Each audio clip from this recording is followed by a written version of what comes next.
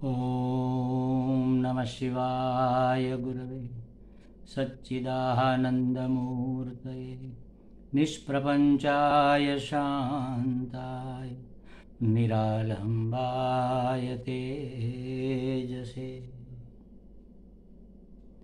हरिओम प्रभु जी। आज के इस प्रश्न परिषद में आप सबका स्वागत है। आज का प्रश्न शांतिपुर वेस्ट बंगाल से प्रबीर बागची जी का है। उन्होंने जो पूछा है यह सामान्यतः सभी का प्रश्न होता है जो अद्वैत वेदांत में थोड़ा गहरा नहीं बैठे हैं। उनको ये सब प्रश्न हो सकते हैं और होने भी चाहिए। प्रश्न होंगे ही नहीं, अगर जिज्ञासा ही नहीं होगी तो फिर ज्ञान कैसे होगा। तो ये हमें जानना चाहिए। वास्तव में जो शास्त्र कह रहा है, संत महात्मा लोग कह रहे हैं, जो साक्षात्कारी पुरुष कह रहे हैं, तो वह झूठ तो हो नहीं सकता। लेकिन हमें सच क्यों नहीं लग रहा है, क्या कारण है उसके पीछे? तो दो कारण है। एक तो हम इसकी गहराई में कभी गए नहीं, और दूसरा कारण यह है कि उसका अधिकारित्व अभी हमारे पास नहीं आया।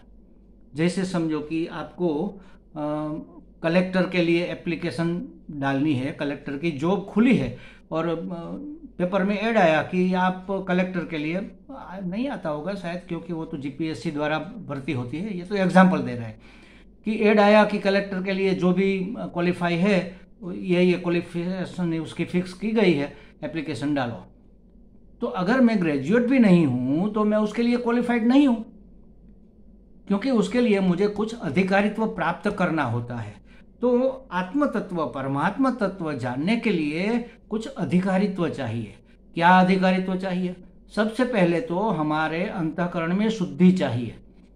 देखो, पहले के जमाने में, हम आज भी हमारे सामने प्रत्यक्ष है कि पूर्व के जमाने में, हमारे माता पिता के जमाने में, हमारे दादा दादी के जमाने में ज्ञान जितना था उससे 10 गुना ज्ञान आज हमारे बच्चों को, छोटे छोटे बच्चों को है। वो इतने ब्रिलियंट है, इसकी बुद्धि इतनी विकसित है, लेकिन फिर भी अंतःकरण अशुद्ध होने के कारण ये बातें तुरंत समझ में नहीं आती। पहले के भोले भाले लोग थे, वह हम कहते कि भोले भाले थे इसलिए मान गए। मानना बात अलग है प्रभु जी, और जानना बात अलग है। जानना भी चाहिए और मानना भी चाहिए, और जानने के बाद मानना चाहिए। पहले मानो, फिर जानो और फिर मानो, और तब मानना दृढ़ होगा, तब यह ज्ञान होगा। तो खैर, ये तो साइड की बात हो गई। ये बहुत से लोगों का प्रश्न है, इसकी चर्चा तो हम करते हैं, देखते हैं चलो कितना हम स्पष्ट कर पाते हैं और आपके अंतःकरण में कितनी ये बातें बैठती है। आपने पूछा है कि ब्रह्म is present in every object of this world, this जगत। इस दुनिया के सभी पदार्थों में ब्रह्म इज प्रेजेंट। ब्रह्म उपस्थित है, वर्तमान है, विद्यमान है, उपस्थित है, वहां पर हाजिर है। हर एक पदार्थ में ब्रह्म रहा हुआ है। ठीक है। Again it is said that ब्रह्म सत्य जगत मिथ्या। फिर भी ये कहते हैं कि ब्रह्म सत्य है, जगत मिथ्या है। जगत के हर एक पदार्थ में ब्रह्म रहा हुआ है, तो जगत मिथ्या कैसे हो गया? क्योंकि ब्रह्म तो सत्य है और ब्रह्म हर एक पदार्थ में रहा हुआ है, तो वह मिथ्या कैसे हो गया? Isn't it contradictory? क्या यह विरुद्ध बात नहीं है? तो नहीं है। कैसे नहीं है ये हम अभी समझेंगे। आगे पूछा है, हाउ कैन दिस जगत बी मिथ्या? यह जगत मिथ्या कैसे है? When Brahma himself is present in every object. जबकि ब्रह्म हर एक पदार्थ में उपस्थित है, तब यह जगत मिथ्या कैसे हो सकता है?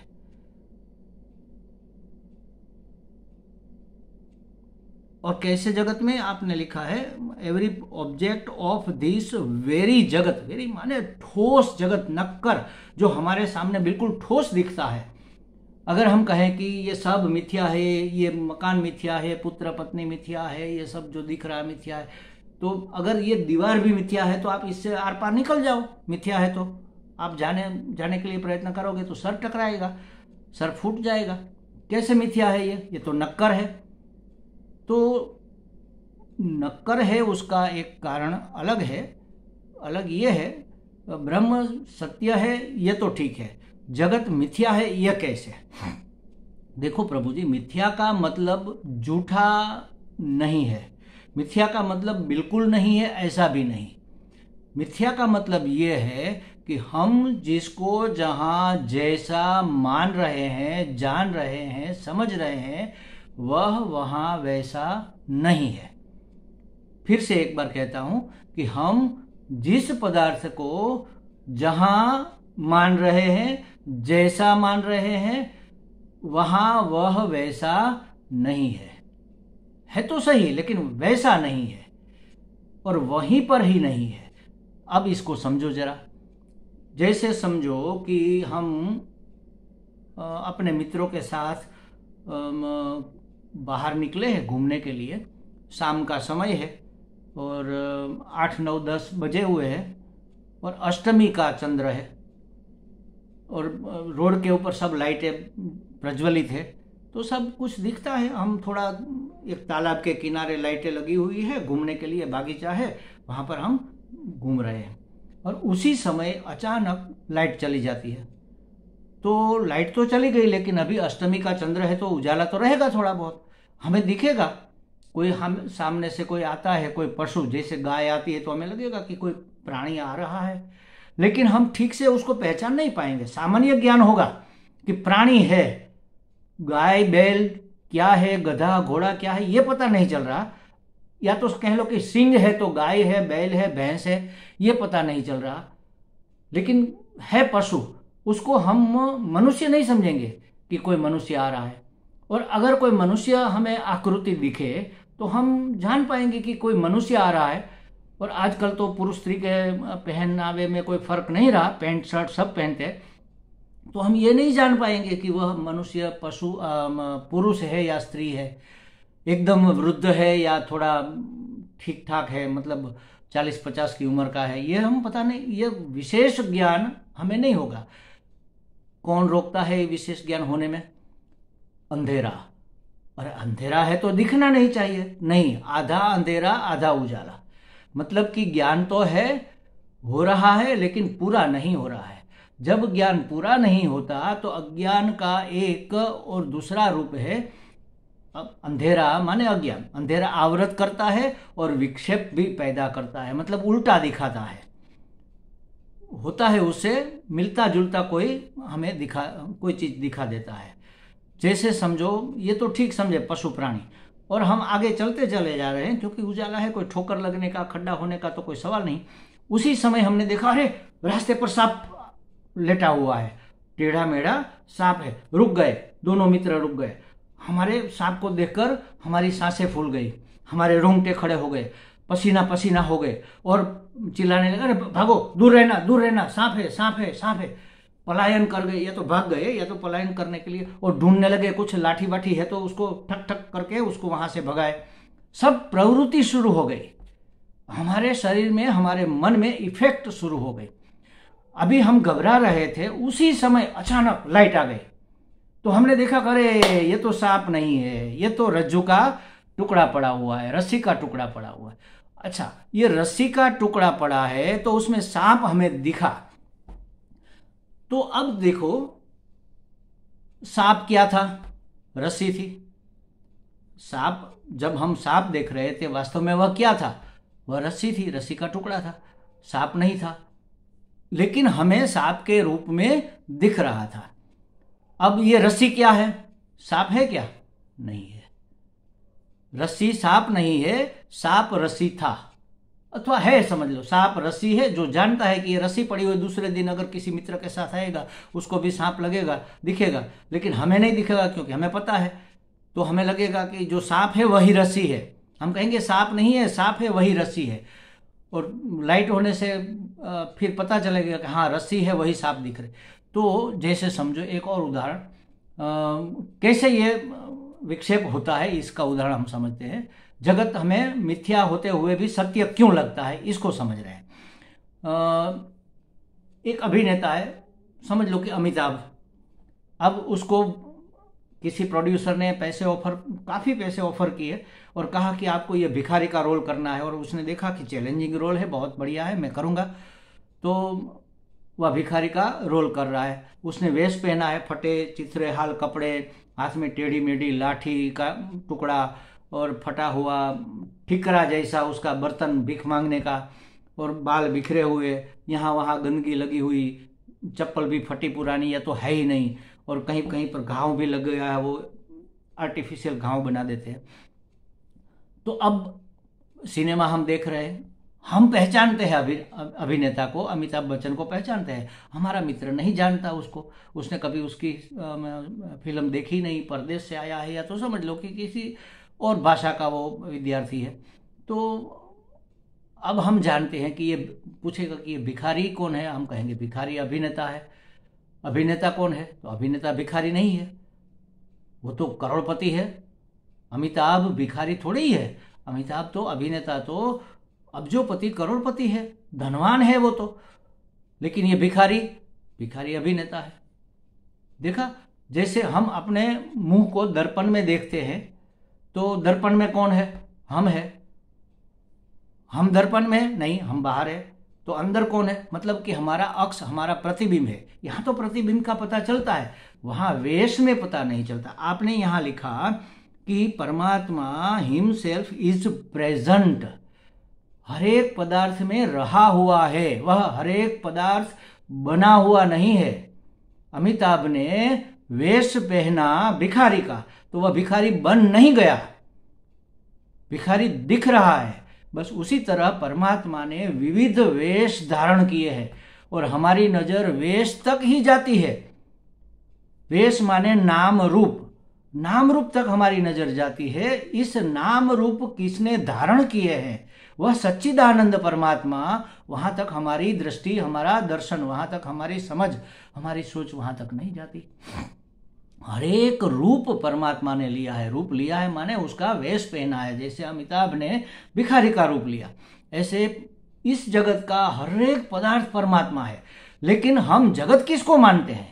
पेड़ को, पशु को, पौधे को, पुत्र को, पत्नी को, मान को, सम्मान को, सुख को, दुख को, कर्ता को, भोक्ता को, इसको हम संसार मान रहे हैं। ये जो दिख रहा है ये जगत है। दिख रहा है नाम रूप, जो कि बिल्कुल मिथ्या है। मिथ्या है माने है नहीं, है नहीं माने क्या नहीं है। जैसे समझो, एक उदाहरण देता हूं आपको। ये क्या है? ये घड़ा है, समझ लो, छोटा सा है लेकिन घड़ा है। हम इसको बड़ी साइज में तो नहीं रख सकते, इसलिए सैंपल रखा हुआ है। ये घड़ा है। अब आप हमें बताओ ये क्या है, तो आप कहोगे घड़ा है। कहाँ है घड़ा? तो ये जो दिख रहा है, जो दिख रहा है वह घड़ा है। नहीं महाराज, दिख रही है ये तो माटी है। इस आकार लिया हुआ, माटी ने एक आकार लिया है, इस आकार में रही हुई माटी दिख रही है। अच्छा, आप जो छू रहे हो ना, वह घड़ा है। जिसको हम छू रहे हैं वह घड़ा नहीं है, वह तो माटी है। अरे महाराज, आप समझ नहीं रहे। देखो ये आवाज, ये घड़े की नहीं, घड़े की आवाज नहीं है, ये मिट्टी की आवाज है। अगर ये स्टील का होता तो आवाज अलग होती, प्लास्टिक का होता तो आवाज अलग होती। तो ये आवाज मिट्टी की है। अरे सुनो आप, हाँ, इसमें खुशबू आ रही है ना घड़े की। जैसे नया घड़ा लेते हैं, उसमें पानी भरते हैं तो पानी में भी खुशबू आती है। तो ये सूंघो आप, तो खुशबू भी मिट्टी की आ रही है। प्लास्टिक का होता तो अलग खुशबू आती। तो अब चखो जीभ से, इसका स्वाद आएगा तो स्वाद घड़े का नहीं आता।